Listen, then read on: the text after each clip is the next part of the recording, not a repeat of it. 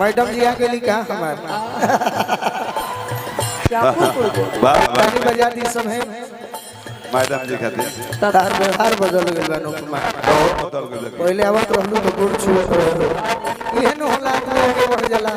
अब मोड़ी छुआ तड़ी हां खिसियाइल बड़ी जानो तनी बाकी अब कौन तारा दुख बा अनुपमा खाती जोर से ताली बजा के स्वागत करी। लोग हमसे पूछ रहा है भैया, लोग हमसे पूछ रहा है सोशल मीडिया पे, इंस्टाग्राम पे, जिस पे भी सोशल मीडिया पे मैं एक्टिव हूँ, सब पे पूछ रहा है कि आखिर जब आपने मना कर दिया था कि मैं उनके साथ अब कभी कार्यक्रम नहीं करूँगी, आखिर क्या रीज़न हो गया कि आप दोबारा उनके साथ कार्यक्रम कर रही हैं? तो इसका जवाब खुद आज गोलू भाई देंगे। सोशल मीडिया पर इसका जवाब ये है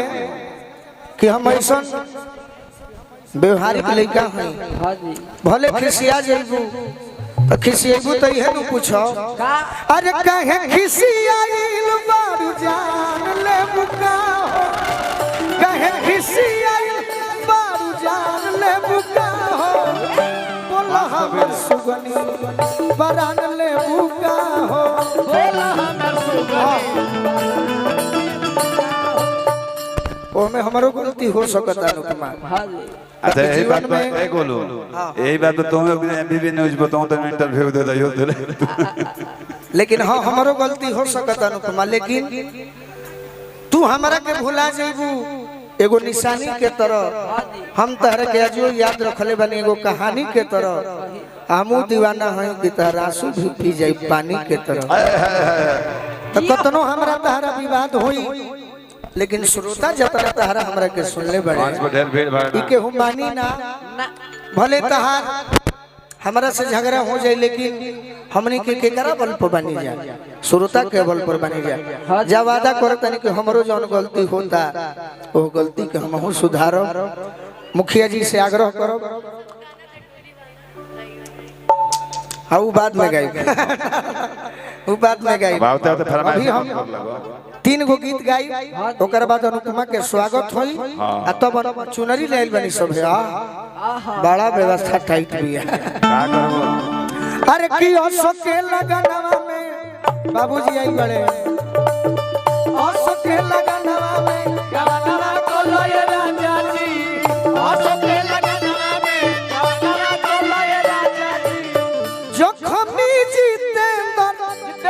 कहे लवल बाड़ो चुप हो, लवल बाड़ो चुप हो, लवल बाड़ो चुप हो। अनुपमा कुर्सी पर बैठबू कि अपना ससुर जी के बगल में बैठबू? ससुर जी के बगल में बैठा था बैठो कि बोरा पर अपने पिताजी के बगल में बैठो, थोड़ा सा इधर अब हट जाइए। अनुपमा चेयर पर ना उसे बैठो, चेयर पर चेयरमैन बैठते हैं और जमीन पर जमींदार बैठते हैं, तुम जमींदार हो जमीन पर बैठो। हाँ जमींदार हो तो बैठो, बैठ जा ससुर ठीक लगेगा। जोखमी जितेंद्र कहे लवल बाड़ो चुप हो, लवल बाड़ो चुप हो, लवल बाड़ो चुप हो, कामन सवतिया के खोलता रहू कहो, खोलता रहू कहो, कहतिया कि पोखरी में हरखेन जी हमारा के जी ओले बाबू केने बड़े बड़े राम कुमार ठाकुर जी बाबूजी से आग्रह कर जी हमारा के जियावे में गोली लगला के बाद मैं अपन बिजनेस छोड़ के हमारा मैदान को दिहले। हमार पिताजी तो है बनी, हमारे पिताजी के बड़ भाई राम कुमार ठाकुर जी आई बनी, चाहू की आवाज सुनत बनी तो मंच पर आई, हम बाबूजी के स्वागत करब कि पोखरी में गोलू अरे सननवा कोलो ये राजा जी